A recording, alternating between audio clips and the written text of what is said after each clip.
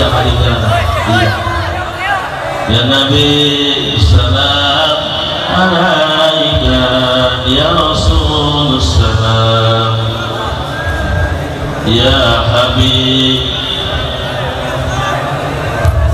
sholawatullah alaika makasih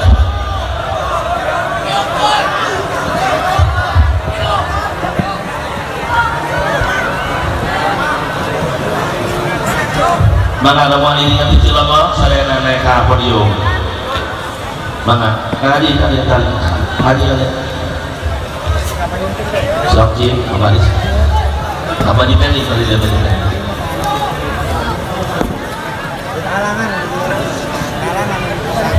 nah sekali kan cari naik dulu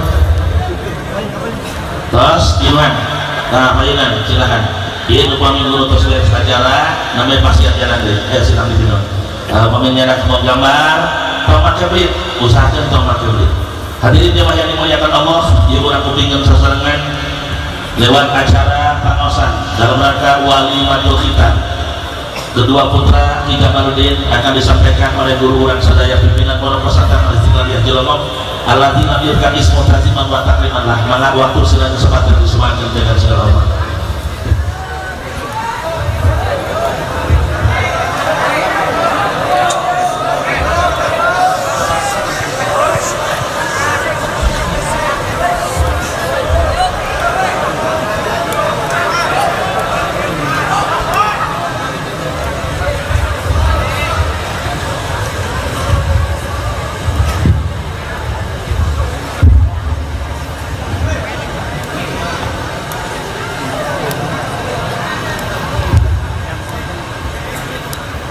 Assalamualaikum warahmatullahi wabarakatuh.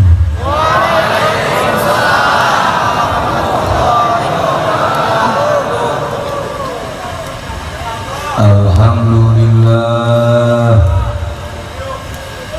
wassalatu wassalamu ala rasulillah Muhammad bin Abdullah wa ala alihi wa sahbihi wa mawala amma ba'd.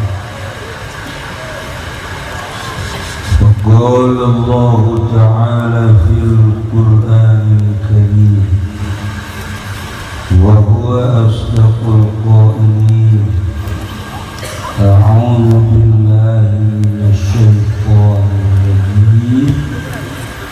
Wa dzakir fa inna dzikran tanfa'ul mu'minin.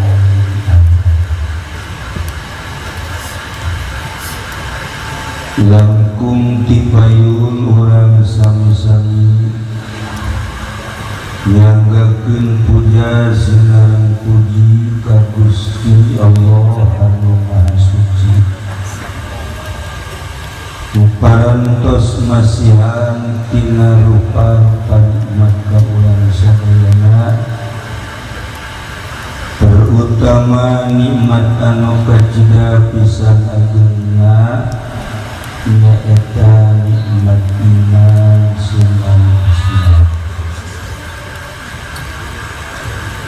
Sholawat sinareng salam mugia dilimpahkeun ka junjunan alam Kangjeng Nabi urang Kangjeng Nabi Muhammad sallallahu alaihi wasallam, katut ka para kaluargina oge ka para sahabat-sahabatna rauh para tabi'in atba' tabi'in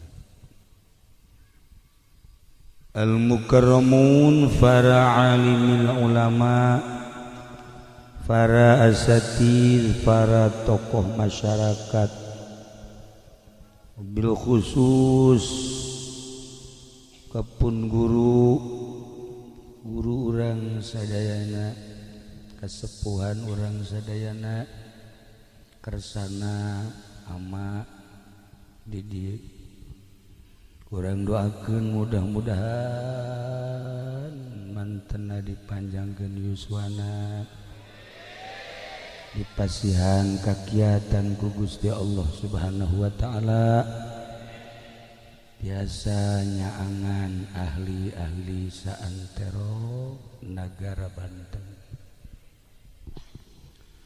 oge kakersana Kiai Haji Daud Kiai Haji Badru Kiai anu sanesna anu alhamdulillah katingali ku simkuring ku urang sadayana nu sakitu seueurna urang doakeun mudah-mudahan para kiai dipasihan kakiatan paranjangkeun yuswana dibere ku Gusti Allah jala lembar anu lain kiai mah ulah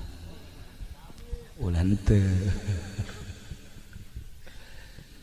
oge ka kiai anu ti Tangerang alhamdulillah aya Kiai Ato aya Kiai Udi Kiai Haji Hamid terutama Kiai anu tos maklum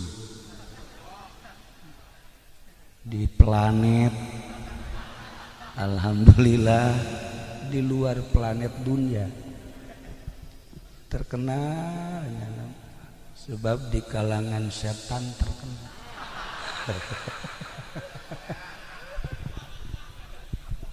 alhamdulillah eksis hadir di dia oge ka sahibil walimah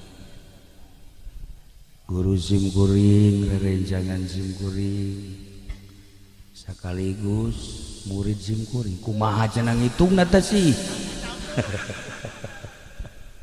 Kiai Haji Jamaluddin urang doakeun serta keluarga Kiai Haji Asep sadayana we mudah-mudahan aya dina tangtayungan Gusti Allah Subhanahu wa taala aparatur pemerintahanana sipilna militerna nu dina kasempetan ieu hadir sami kusim kuring dipihormat para qori nu alhamdulillah kagagas sim kuring ka suara-suara qori asa hayang ngora deui yang jadi kori bagala jipen di kori juara kedua ti handap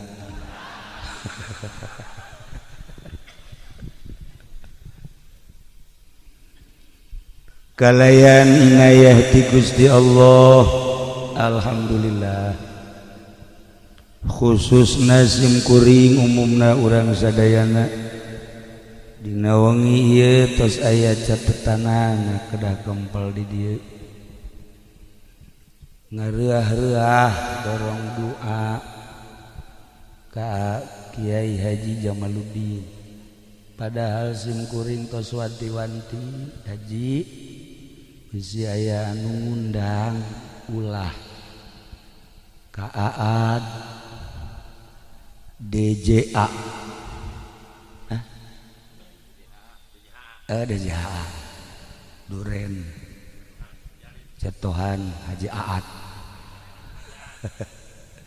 ulah mun aya nu ngundang muhun cenah cek Haji Jamal teh muhun praktiana nu ngundang pugu geus diwanti-wanti ulah tapi nyana ngundang kekeh supaya hadir jangjina mah asal datang bae tapi ieu haju ngaji di dieu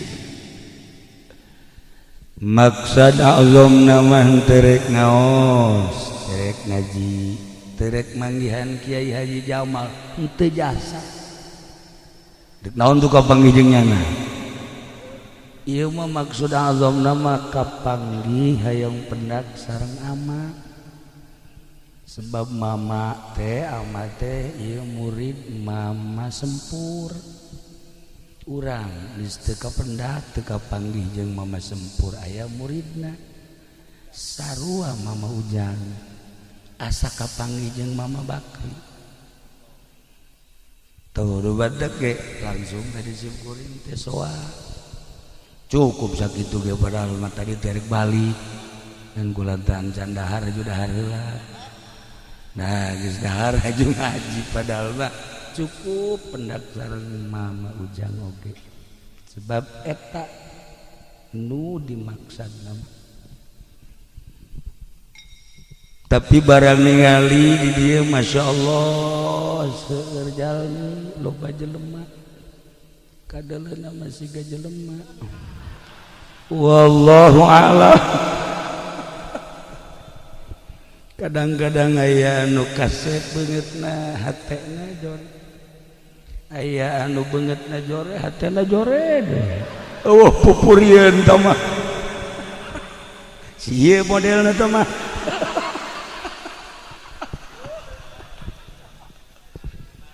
aya nu kasep hatena kasep gelis hatena gelis ngan hese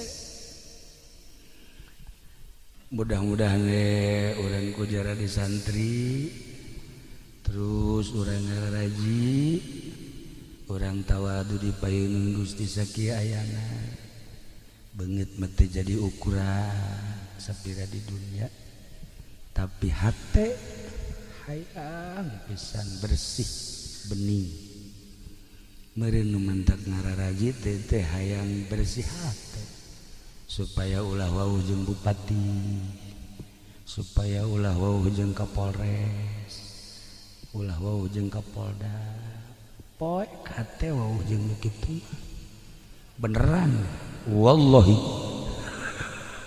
besi pajar henteu beneran arinya nama wauh ka urang eueuh masalah yang penting mere duit tuh siapa kan tungtuna jore kan bupati wa pemerintah wauh jeung urang presiden sekalipun eueuh masalah tapi urang ulah wauh jeung manehanana daya Haji Pendi mah sabalikna bupati teu wauheun nya nu ngangsong-ngangsong mentak tadi ge siga jelema padahal jurig kan nu jelas balas tutung di dunia mah sarua pada manusia nu jadi pejabat pedagang petani kiai santri ujung-ujung nama hayang menang ridho Allah subhanahu wa ta'ala rek ngaji naon simkuring di dia jadi dia mah kiai hungkul komo ningali ama mah hese urang pun cara penca dek ka mana ngajurus ngajotos ka mana ka tangkis tuh kan ieu bang pan bebejana jago pencat teh ye si ieu teh ka kaula teh beuh nyaritakeun penca besi bisa Cimande tamat kalong ngampih aya kalong ngampih sok nerembel di sia mah aya tapi pernah ngajungkel ku Haji Salim lalagaan ngusruk cekulat teh ieu cipenca mana ya Allah horenganan sebuah pengakuan mantap terjadi ukuran atuh horenganan teu becusna naon Masya Allah sigana we gagah make jas duit mah teu mawa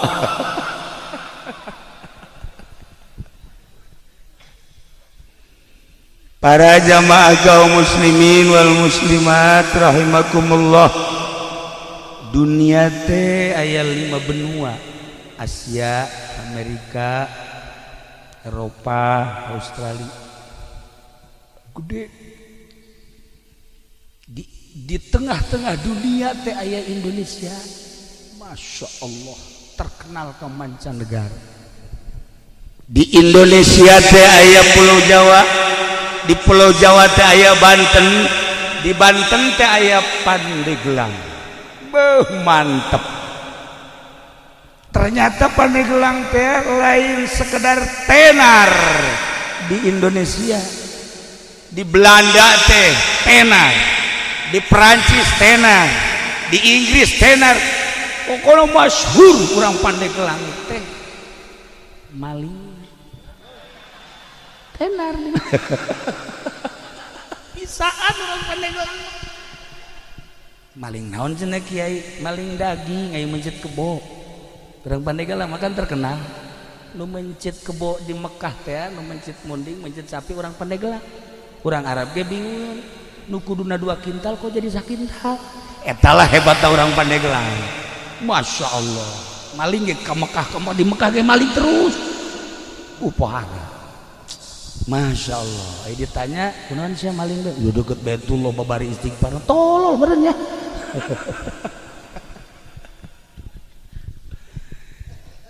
Pandeglang teh iya urang keur cicing di Pandeglang terek ngaji sim kuring mah rek nyaritakeun asal usul Pandeglang. Di Pandeglang teh aya hiji jelema sakti mantraguna, weh moal aya tanding ngaranna Ki Buyut Papak. Ki Buyut Papak teh moal aya tanding lamun gelut, moal aya tanding lamun ngamasalahkeun masalah kiai, kakiaian aya di manehanana, kajawaraan aya di manehanana. Ki Buyut Papak teh boga kaistimewaanana mun dibeulem teu teurat. Urang Pandeglang mana mantap Ki Jamal ulah sambarangan eta. Oke, beres acara urang beulem coba. Moal teurat lah. Moal pati-pati atuh jangan. Ya Allah, nah Ki Buyut Papak teh seorang manusia, orang Pandeglang saktina luar biasa. Kabelah dia eueuh tanding, masalah eueuh tanding, gelut eueuh tanding segala rupa, boga kamonesan, nyana leuleukeunna, nyieun geulang. Tapi nyieun geulangna lain cara zaman kiwari. Belum sanggeus tadi belum diketrokanana make leungeun. Yehe, urang Pandeglang mah tulas sambarang. Make leungeun di luhur batu. Eta sanggeus tadi belum ditakolan dibentukeun geulang. Dibentukeun geulang. Sanggeus tadi pek-prekan. Ternyata ieu teh horenganan kudu dikacaikeun. Batu nu eta kumanehanana disimpenna di hiji tempat ngaran tempatna eta di Kabayan Cikole. Ayalah kuari disebut batu ngamprak. Neangan tempat jang nguluikeun lalakon. Aya di Cikolakeun Cikole di naon kitu ngaranna Kabayan keneh ngan Kabayan Citaman. Aya cai di dinya mah dibeulem dibentukeun make leungeun dipek-pekan teu kuateun batuna maka disebut batu beulah. Kula mah asal ngadengin nu beulah muring kak bulu. Heuh maksudna teu mah dehem mana bae sia mah kolot-kolot. Tah kuari teh aya batu beulah di Citaman, Kabayan Citaman. Masya Allah di dinyala dibentukeun rapih jadilah gelang. Maka nyieuna disebut mande gelangna gelang. Zaman harita langsung anjeunna lapor ka Syekh Maulana Hasanuddin diiring ku 5 jelema. Syekh Maulana Hasanuddin almarhum al-maghfurlah kuddisa sirruh, ya Allah ya Rabbi, kaget seorang Pandeglang kampung anu luar biasa, bahkan lain sekedar kampung leuweung meleg-meleg bisa jijieuna nu sakieu hebatna diterima dengan 12 tangan ku Syekh Maulana Hasanuddin. Sageus teh diterima teu meunang balik deui eta buyut papak teh diangkat jadi penasehat keraton. Jadi boga sejarah lain lalagaan, maka Panegelang teh disebutna Panegelang. Lantaran zaman harita mah masih kena aya Belanda dilempengkeun Pandeglang. Sebab baheula Belanda mah loba Pandendes, pande dan lain-lain sebagainya. Nah, iyalah asal usul Pandeglang. Cek sakaol mah lain kitu. Syarif Hidayatullah teh nyerang Banten, babat Banten nu dititik beratkeun ka Syekh Maulana Hasanuddin pada tahun 1525 berhasil Banten teh dikuasai ku Syekh Syarif Hidayatullah tahun 1570. Maka Syekh Syarif Hidayatullah teh nitipkeun Banten sebab geus selesai. Kaselesaiana saur Syekh Syarif Hidayatullah, alhamdulillah Banten geus jadi milik urang. Terus sampaikeun ka Lampung. Belah dituna Brebes, Tegal. Lain letik-letik keraton Banten teh di Brebes di Tegal, belah dituna Lampung. Masya Allah. Pajajaran teh ieu teh beunang ku Banten. Maka cek Syekh Syarif Hidayatullah ieu ngaranna Peniglang. Peni teh nyambung, gelang teh gelang nyambung gelang bahasa kinayah. Maksudnya nyambunglah perpolitikan, nyambunglah perekonomian, dibangunlah ku Syekh Syarif Hidayatullah perpolitikan atas nama Banten jeung perekonomianana. Maka Banten teh boga Pandeglang lain letik-letik sejarah. Hebat Pandeglang teh, mantak bangga orang jadi orang Pandeglang. Boga sejarah dibaca lain sekedar ku orang Serang, lain sekedar ku orang Banten, dibaca di Belanda, dibaca di Jerman, dibaca di Perancis, dibaca di Inggris. Pandeglang teh sejarah internasional dengan nama Pandeglang seperti itu. Wah, Pandeglang. Tapi cekaruhun mah lain kitu Pandeglang teh. Pandeglang teh sawarehna nyebutkeun ieu teh maksudna dedeleuan anu jelas. Bahasa dedeleuan anu jelas teh negla.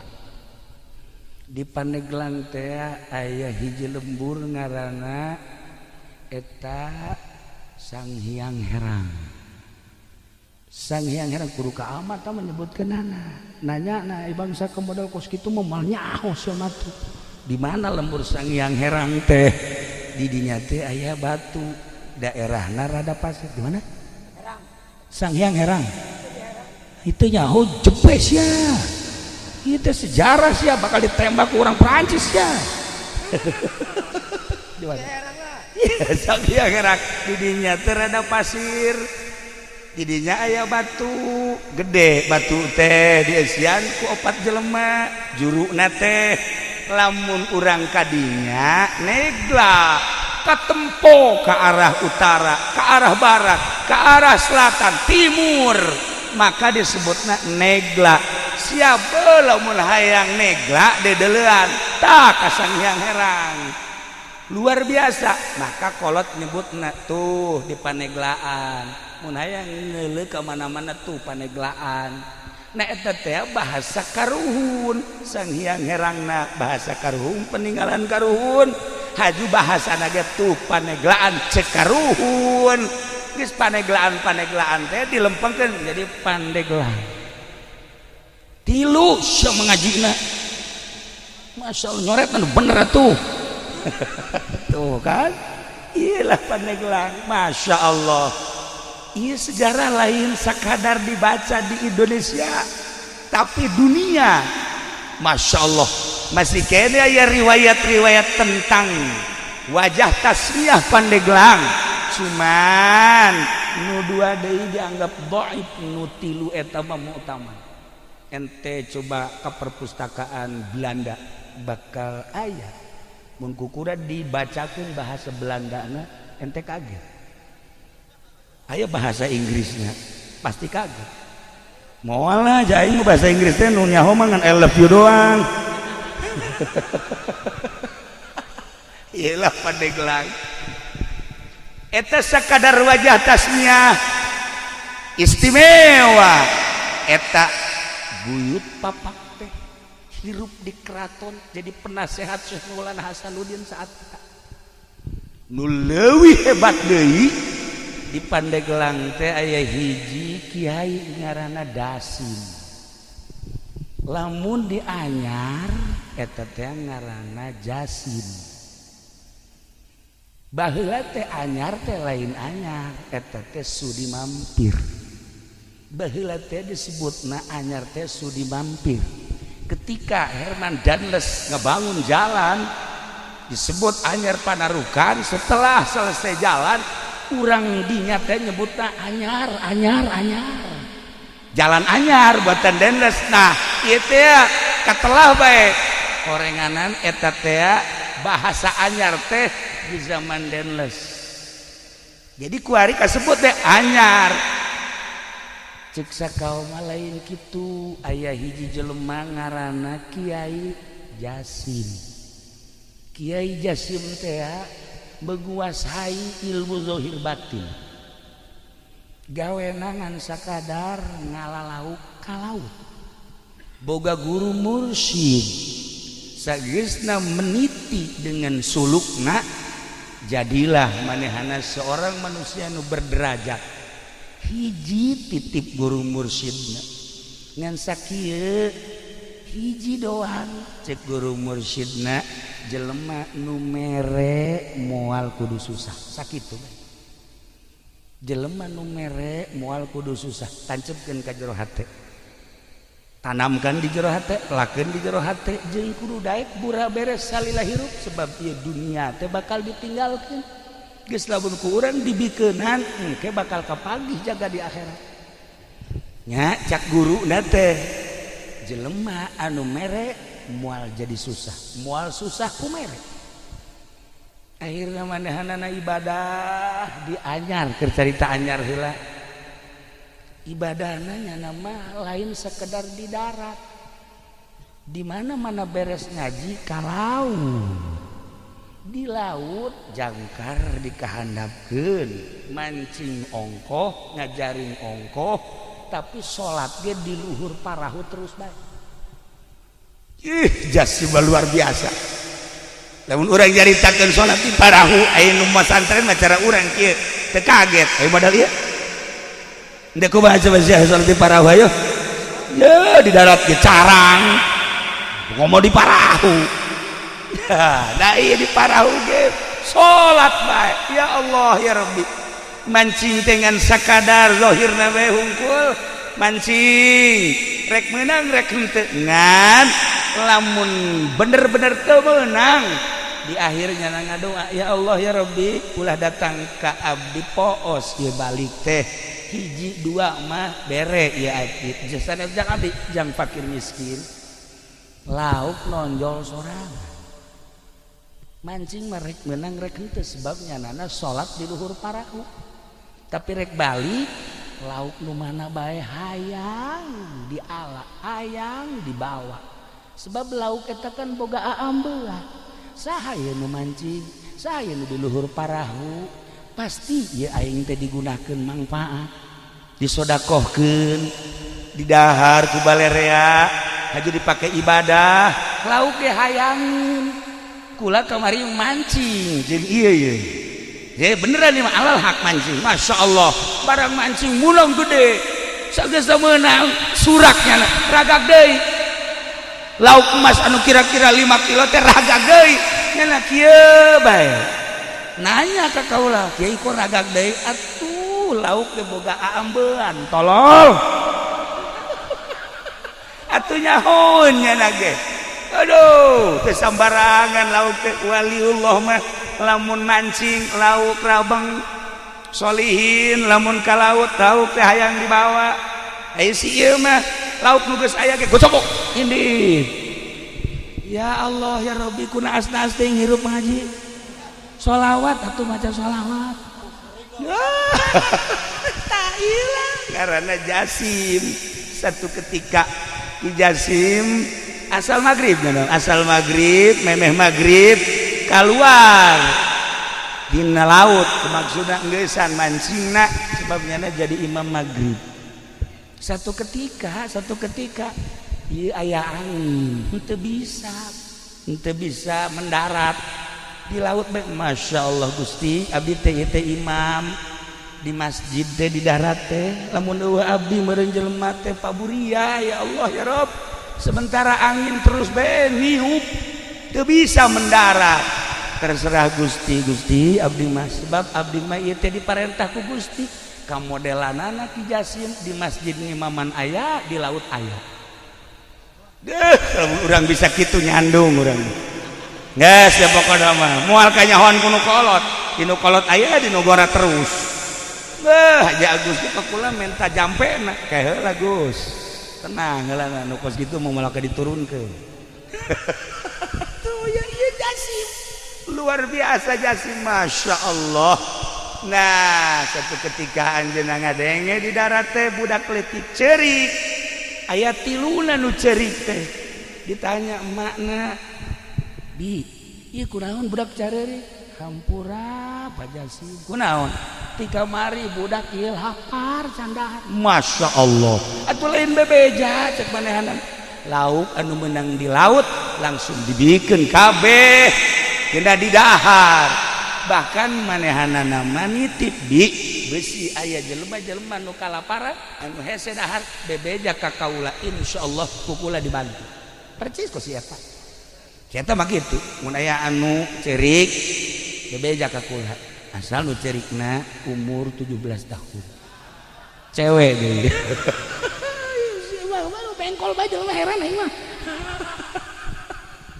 saireulah Jasim akhirnya Ki Jasim teh terkenal di daerah anyar teh baheula mah sudi mampir keneh ditaluturkeun ku urang dinya boga elmuna naon sih Pak Jasim Kiai Jasim hiji beti guru nu mere moal miskin moal susah ku sebab mere eta beti guru kula dipraktekeun ku urang dinya boga saeutik bikeun Masya Allah muyah mayah berkah asal yakin modalna yakin ieu nu hese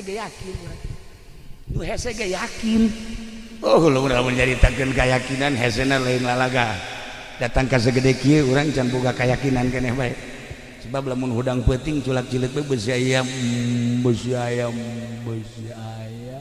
momonon si aya pocong eta karana teu boga keyakinan kos kitu tah ya urang mah kana rezeki bae hampir teu yakin padahal Allah ngajelaskeun dina Al-Qur'an tapi teu daek yakin masih kene meronta kene tah ieu lah Jasim ditaluturkeun ku urang dinya berarti ngamuridkeun ilmu nu dipraktekeunana jelema mere moal miskin nu mere moal susah sakitu bae akhirna muridna loba geus loba muridna nyana ka Mekah berangkat balik ke Mekah Masya Allah ingin masjid di Anyar tah masjid nu pertama ngabangun di Anyar eta ngaranna Jasim mantap besi aya jalan Haji Jasim kuari geus apal dong besi ente ka Anyar ieu teh aya jalan Buyut Jasim eta manehanana nah eta Jasim teh ya lantaran ngabangun masjid urang dinya nyebutna masjid anyar nu tadina ngaranna sudi mampir kuari ngaranna anyar hiji sababna jalan menang denles nomor kedua sababna menang Abuya Jasim nu indah deui Dasim mah di Pandeglang kehebatan Dasim ibadahna nya nama di leuweung bae naik ke tangkal kayu sholat di luhur tangkal kayu wih hebat jasa ngadengena mah urang ngeunaheun si ieu ge sok naik ke tangkal buah batur deh beak kabeh. Naik tangkal kalapa beak, buah-buah beak. Antek sih mah kos kitu beungeut. Kucem kadeulna. Ieu dasim. Istimewa ibadahna zahiran wa batinan. Mantak di Pandeglang mah istimewa sebenarnya mah. Kiai Zohir Ambalaya, Kiai Batin ge loba, Kiai Zohiron wa batinan Ambalaya. Pandeglang baheula mah urang Tangerang, urang Bogor, urang Sukabumi, urang Cianjur, masantren teh lamun encan ka Pandeglang can anggus. Sebab di Pandeglang mah loba ulama zahir batin. Pokoknya hebat bae Kidasi mah sebab manehana mah nyandung opat. Lamun ka mamanga ieu pamajikanana ngabring opat. Tilok ribut jana babageur lamun nu ieu ngalahirkeun ditungguan ku nu tiluan lamun anu kadua ngalahirkeun nu tiluan ieu nungguan ngaropeak masyaallah mang nyangungkeun mang nyeuseuhkeun dongengna be urang resep kitu teh bisa manteu ieu dasim aya di Pandeglang aya hiji jawara urang Tangerang nyabaklah ka Kiai Prawira almarhum almaghfurlah kasekong bebeja mal dibejakeun ngaranna sebab eta anak incuna loba keneh ayeuna bebeja mama abdi malah embung elmuna naon hayang ilmu naon tuh hayang ilmu bisa nyandung ulah sia nyandung mah engke eungap ieu dunia nu sakieu legana bakal karasa eungap nyawa sia kolong leuit eungap nyandung leuwih eungap di batan cicing di kolong leuit sempit sia karasana imah na ngabangun urang tapi urang agag-agagan di kadinya imah nang urang mobil nang urang tapi ketika urang dek balik aya eueuhnya tah leuwih serem ti batan sepaan eta lamun nu kolot nu ngora mah biasa bae sih indah bae tah maung leuwih tibatan mau nu kolot lamun geus manyun bae waduh hareuda komo lamun geus jebris waduh jantung murang cak Mama Prawira ulah lah mun bisa mah ulah teh kula mah ya hayang nyandung menta jampena dibere kieu jampena nya ieu dengekeun ku kabehan lamun urang ngala wudu ti zuhur wuduna eta kudu ditandean dina ember asar tandean dina ember cek Mama Prawira magrib isya subuh tah serius haju aya kalapa hejo papas luhur jeung handapna bolongan saeutik setengahna inum ku urang setengahna deui cokot tah cai ti ember anu meunang wudu tadi hijikeun ka dinya haju tutupan bacaan ku maneh engke inumkeun ka pamajikan maneh ngan babacaanana moal dibikeun sakitu atuh sia nyarandung kabeh ieu nu bahayana ya sia medit-medit mun kitu boga duit teu nyandung tah ieu mah moal dibikeun ieu carita Mama Prawira we akhirna dibacaan bener saenggeus da dibacaan inumkeun sesana kalapana ieu pendem hareupeun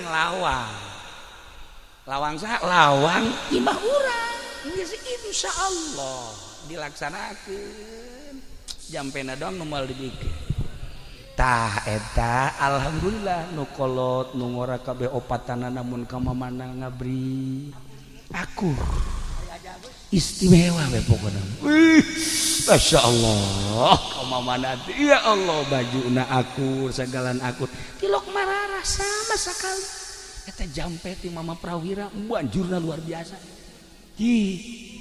nah eta ngara barang ditanyakeun mama eta Siti saha jampe ti Mama Dasim baheula di Pandeglang teh aya ngaran Ki Dasim Kiai zahiron wa batinan ibadahna lain dihandap di luhur tangkal kayu ge salat bae iyalah Dasim jadi boga sejarah lamun di Anyar ngaranna Jasim lamun di Pandeglang ngaranna Ki Dasim kiai kan badak lamun urang nyaritakeun seputar Banten kabeh ge boga sejarah. Baros seorang nama manusia intelek ngaranna DJ Baros anu ngasahkeun keratonan Banten. Setelah babat Banten teh ngasahkeun anak DJ Baros. Baros teh ngaran jelema. Ya, aat badinya dagang-dagang can nyahonan naon. Baros. Tuh kan istimewa. Nah iyalah seputar ngaran-ngaranna lamun ku urang ditataan kabeh ge aya wajah tasnya. Labuan, Anyar, Caringin, terus Karangbolong eta teh aya titi mangsana nu mantak di ngaranan eta teh. Pandeglang, Serang, termasuk Banten mah geus kacelun ka aun-aun ka koncara ka mana-mana ka beja ka unggal negara, harapal kabeh tentang Banten mah. Nah, ieu Pandeglang teh heula. Ieu teh julukanana nu asli nama Kota Wali. Baheula sempet di zaman Belanda teh disebutna Kota Wali teh. Kabelah dieuna diganti Kota Santri. Kabelah dieuna diganti Serambi Mekah zaman Pak Harto. Kabelah dieuna kuari, Masya Allah, segala rupa aya di Pandeglang. Segala rupa aya di Pandeglang geus pokona mah hese nyaritakeunana. Begal urang Pandeglang. Pamalihan urang Pandeglang, tukang nyandung teu bener urang Pandeglang. Segala rupa orang Pandeglang bae geus anu katangkep di Mekah teh mukimin orang Pandeglang. Wahara. Tapi ulahna leu kituna sejarah kiai-kiai jebolan Pandeglang. Masya Allah. Mantak urang bangga di Pandeglang. Aya Ki Bustomi, aya Abuya Cidahu, kuari seungit. Kiai Mupasir, Mama Ujang di dieu. Deuk ka mana di neangan ilmu teu kudu jauh-jauh. Beakeun ta ilmu Mama Ujang. Ujianana moal beak datang ka Irah gitu. Tuh Mama gitu kan Ki Mupasir ente mun hayang zuhud ka ditu. Kalau urang ka ditu belajar kayak itu ulah dahar, ulah nginumna saeutik bae. Si ieu sapoe kuat, 2 poe kuat, 3 poe geus kieu bae tah. Iya, mabok zuhud cenah. Ya Allah ya Rabbi. Udah gue tinggal bangga na bae ngadenge. Masya Allah kuat amat, itu hebat amat, kiai anu hebat amat. Dan mantap kula mah tanpa sepengetahuan kiai-kiai anu bersangkutan kula mah penting sesok doakeun, kemudian dihadiahan nu nyaho kabeh ge nu mantap cara rintaeun sebab kulana sok kirim Fatihah. Ka ieu ge sok ila hadatir ruhi fendi al-Fatihah. Geus we gitu, asa geus paeh tapi itulah para jamaah kaum muslimin wal muslimat rahimakumullah. Keistimewaan kidasim teh lain sakadar nyandung tetapi nyana horenganan seorang bengkong nu mantak di Pandeglang mah ilmu bengkong teh aya loba tuh pengkong lamun di Garut bengkong, lamun di urang pengkong, lamun ieu mah pengkor beda sautak-sautik lah. Tak eta teh keistimewaan kidasim teh bisa nyepitan, bisa nyundatanana babacaanana tuh baheula kula boga babaturan diturus eta teh almarhum Kiai Haji Hasim kabelah diana bareng jeung kaula di Garut Kiai Haji Tatang eta ilmu pengkong nama aya tadi dia diturus tah bahkan loba nu ngaralep. Tapi kidasim mah nyana mah kidasim lamun nyaba aju aya budak hayang disudatan kadia dicekal doang gitu make ieu doang simpreng beres make curug doang simpreng beres langsung. Hebat tak kidasim dakwah teh lain sakadar ngaji lain sakadar ilmu batin kajandung nyandung punyana didakwahkeun encan sampurna lalaki lamun can nyandung sakitu kapan gitu kan asal bisa jampena lamun teu bisa jampena ya ulah daripada haji urang agag-agagan balik ke mana ya aing balik ke mana ya aing imah nangieun nyana isada di Susamling tempat eta teh beres tah ieu kidasim teh pandai nyundatan haji nyundatanana mun keur teu mawa alat cukup make curug bae ya Allah ya Rabb. Pernah sih ya nyundatan di talian banyak nyundatan di talian beres nyundatan bentak teu bentak kieu salah nyundatan tabawa ke Sunan Rohmat belajar nyundatan di Kiai Ali Murtado balik ka dieu langsung dipraktekkeun ku manehanana pohoannya nanti bebeja sakumaha simpreng mah beak kabeh atuh para raeh jelema berangkat deui nya ka Mekah ka ditu bebeja ka guruna mama kunaon dia kukula mah disudatan para raeh kabeh jelema emang sakumaha nyundatan atuh beak kabeh ya atuh manajang pamajikanana saya sakeun saeutik atuh tah dipraktekeun tah ieu Sunan Rohmat Godog etalah anu pertama meraktekeun nyundatan yakni bengkong hasil daripada belajar ti Kiai Ali Murtado Mekah. Nah di dia dilanjutkan ku Kidasim. Jadi Kidasim teh boga sejarah hiji ibadahna lain bae di masjid lain di musola di luhur tangkal kayu ge terus bae ibadah. Nomor kedua pamajikanana opat tilok ribut. Nomor katiluna bisa nyundatanana tilok ceurik budak teh jeung tilok getihan cukup simpreng beres ya Allah mun ditolaalan teh kakaraket tolak budak terus beres sudah karaket tolak beres kehebatan Kidasim ya Allah ya Rabbi luar biasa Pandeglang teh boga sejarah istimewa lamun urang nyaritakeun ahli batin di Pandeglang almarhum Abah kula sok dongeng ketika masanten di Prakiwai Kiprewira sok milu sekong sok milu jamiahan Kaki Abdul Halim sok tukang mawa kitab Mama Sekong eta teh nu diajina mah Jamul Jawame beja cak Abah teh kos kitu jadi berarti lain sambarangan tah Ki Abdul Halim emang kumaha Ki Abdul Halim mah teu kukubah ngan sakadar hebat manehanana pernah satu ketika nyana lempang di jalan kereta tasbehna murag di jalan kereta eta kereta nguik-nguik kan teu bisa maju aya tasbehnya wih eta masinis kaget ieu aya naon ieu teu bisa maju barang ditempo aya tasbeh sieun kabeh nyekel tasbeh eta sieun nyekel tasbeh eta barang ditingali nuanieun ieu tasbeh tadi nu liwat mah Kiai Abdul Halim kadinya teh digerokeun bae ya ki oh bener cenah terus we ditingali heuh ieu tasbeh kula dicokot kareta maju deui coba tasbeh sia coba aya nyaho ya Allah ya Rabbi dailah para jamaah kaum muslimin wal muslimat rahimakumullah kita rek nyaritakeun ngaji sim geuring mah lantaran izin ka kiai-kiai di dieu wirang ka ama cacak-cacak ama masih kuring ya insyaallah meureun hiji hadis dua hadis mah aya nu apal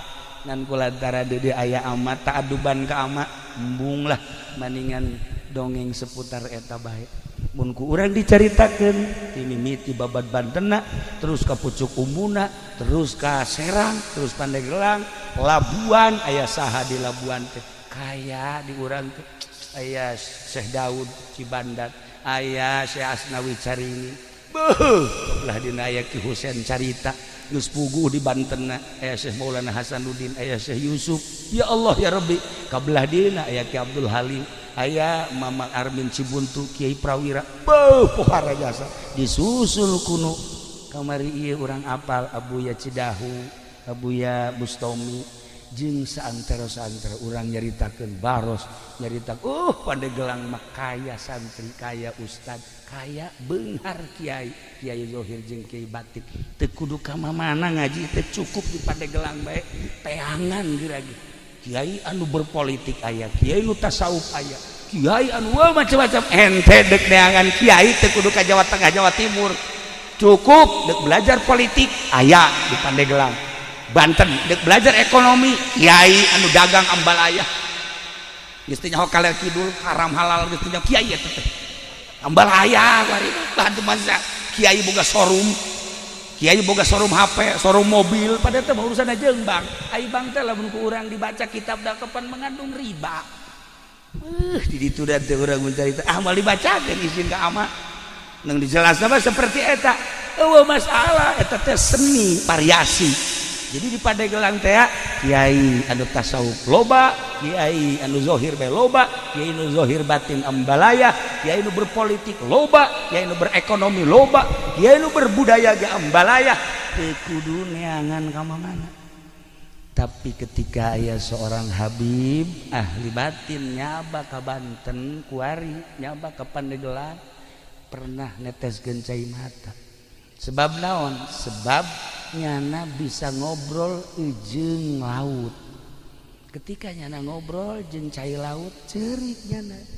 Sebab ieu laut teu katahan deuk naik ka dieu.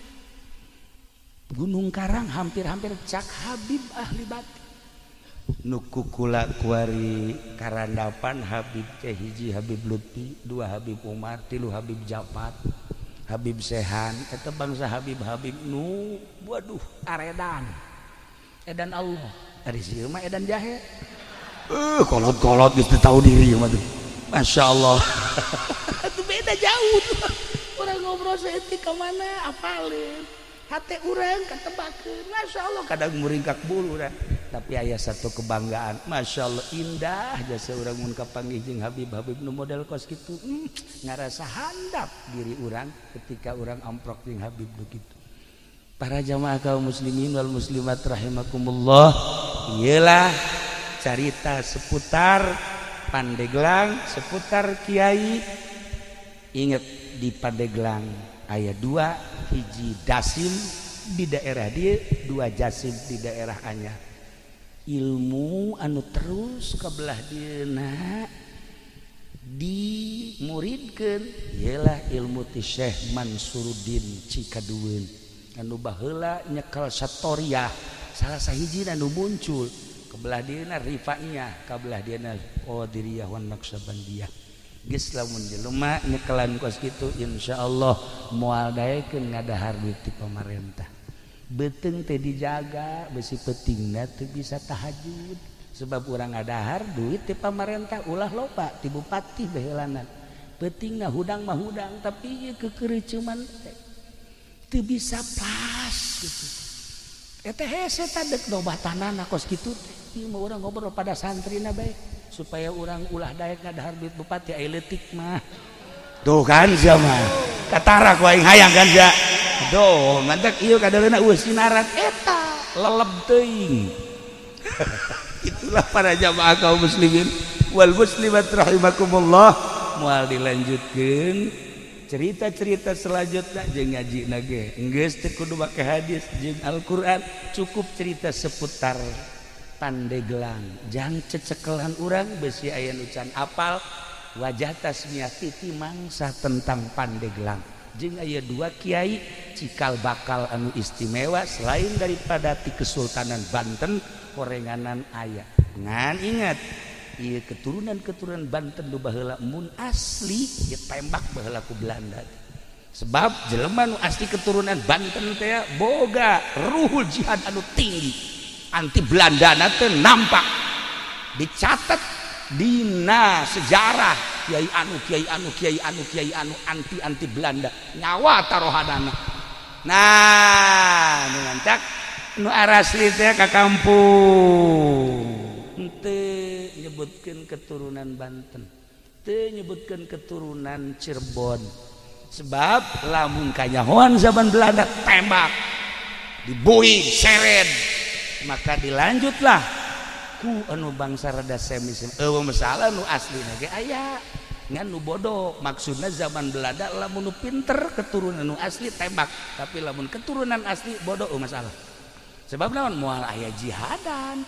Sebab jihad dia moal didarajakeun. Nu hebat eta kan jelema na keturunanna istimewa, kemudian ruhul jihadna pasti tinggi, pinter. Ngomong sakecap dua kecap ditaluturkeun ku jelema perang teh ya. Ieu teh kumaha pemimpin. Urang lamun nyaritakeun baheula masyaallah Ki Ahmad Khatib terus ka belah ditu da sejarah-sejarah Banten. Urang teh tergugah hati. Terus di Banten mah moal eureun. Kuari Belanda teh nu paling ditingali sa Indonesia hanya 3. 1 Banten, nomor kedua Makassar, nomor katilu Madura. 3 daerah eta mah geus bae orang Belanda per detik ieu masih kena naliti. Banten, Makassar, Madura tilu eta mah geus lain lalagaan geus. Masya Allah. Sebab lawan aya andil orang Makassar di Banten, aya andil orang Banten di Makassar, aya andil orang Banten di Madura, aya andil orang Jawa Timur bukan Madura Jawa Timur di Banten. Nu tilu eta mah persatuanana luar biasa. Nu mantak menang ge babat Banten dibantulah ku orang-orang tersebut. Maka sampai ayeuna orang-orang Belanda, Inggris, Prancis neliti saha nu bergerak di Banten. Siapa orangnya? Saha nu bergerak di Jawa Timur? Siapa orangnya? Saha nu bergerak di Makassar? Saha jelemana? Sampai ayeuna masih keneh diteliti keneh bae. Kitulah para jamaah kaum muslimin wal muslimat rahimakumullah. Sim kuring ngarasa bingah, biasanya baka dieu ngareurah ieu kalau surur ka rencangan sim kuring ieu teh. Ku sebab Kiai Haji Jamal sok datang dari itu malam Salasa obrol-obrol di ditu teh. Ai pas ka dieu kula mikiran eta si lamun balik sedeket eureun ngaji teh jam 12 atau jam 1. Eta mun balik ka dieu jam sabaraha eta di Jamal. Eta moal bisa sosonoan meureun malam Salasa mah nya. Tah ieu lah para jamaah. Jadi artinya jadi akrab lah. Teu aya jarak antara sim kuring jeung Ki Jamal. Kiai Asep baheula rakana kan nya. Geus ngiring ka Baghdad ka mana alhamdulillah lumantak hubungan Cilongok jeung Solok Jengkol. Ieu ge Solok Jengkol ge aya catetanana nu mantak disebut Solok Jengkol teh. Aya wajah tasmiahan, pohoan tadi teu kabahas tapi geus penting teu kudu. Aya kunaon nu mantak disebut ieu kampung Solok Jengkol aya lah. Ya, para jamaah kaum muslimin wal muslimat rahimakumullah perkampung-perkampungna ieu teh aya menang Belanda baheula. Sejarahna aya di Belanda, di Indonesia hese mun urang neanganana. Jadi mun hayang apal urang kudu ke Belanda ka ditu. Hese. Nah, gitulah malam ieu alhamdulillahirabbil alamin jang menggugah sejarah ternyata Pandeglang lain sakadar daerah biasa-biasa kaya dengan potensi-potensi anu berjuang di keagamaan sampai ayeuna Pandeglang tetap diperhitungkeun kiaina jeung santrina. Ulah dikira Pandeglang lamun geus turun we ka Jakarta. Wah, urang Jakarta sarieun. Beak sapi beak, pasar beak urang Pandeglang. Itulah ya. Jadi malam ieu sakadar membuka supaya tergugah hati urang-urang Pandeglang supaya neruskeun sepak terjang leluhur urang, sepak terjang karuhun-karuhun urang anu ibadahna nu ditataan kiai-kiai aya catetanana. Di Labuan aya kiai sabaraha kiai nu hebat, di Anyar sabaraha, Caringin aya sabaraha, terus ke belah dieu ka Serang aya sabaraha, Pandeglang aya sabaraha. Wah, istimewa nu panglobana di Pandeglang di dieu. Gitulah seputar tentang Pandeglang. Hatunan kitu garada sim kuring hapunten tina samudaya kalepatan sareng kakiranganana urang doakeun ama mudah-mudahan dibere kakiatan ku Gusti Allah. Kiai Jamal sekeluarga mudah-mudahan dipasihan kanugrahan ku Gusti Allah. Kitu keneh keluargana Kiai Asep jeung sajabana sadayana mudah-mudahan aya dina rahmat Allah Subhanahu wa taala. Urang nu haladir di dieu di berbagai elemen mudah-mudahan sami-sami aya dina tangtaingan Gusti Allah Subhanahu wa taala. Doakeun sim kuring insyaallah ngadoakeun urang pada silih doakeun dalam rangka li'ilai kalimatillah sekemampuan urang pondok pesantren anu dakwah mimbar anu di pemerintahan anu di perekonomian hayu pada babarengan dakwah menuju ridho Allah Subhanahu wa taala. Terakhir putra Kiai Haji Jamal anu di sekitar urang doakeun mudah-mudahan janten jelema anu saleh bisa neruskeun ramana akina jeung uyutna ka dituna dalam rangka li'ilai kalimatillah. Sakitu ti sim kuring hapunten tina samudaya kalepatan sareng kakiranganana wallahul muwaffiq ila aqwamit thoriq. Wassalamualaikum warahmatullahi wabarakatuh. Allahumma shalli wa sallim ala sayyidina Muhammadin fil awwalin wal akhirin wa barik wa sallim. ورضي الله تعالى عن ساداتنا أصحاب سيدنا رسول الله أجمعين. يا الله يا رب العالمين اللهم ارحم أمة سيدنا محمد اللهم اجبر أمة سيدنا محمد اللهم أصلح أمة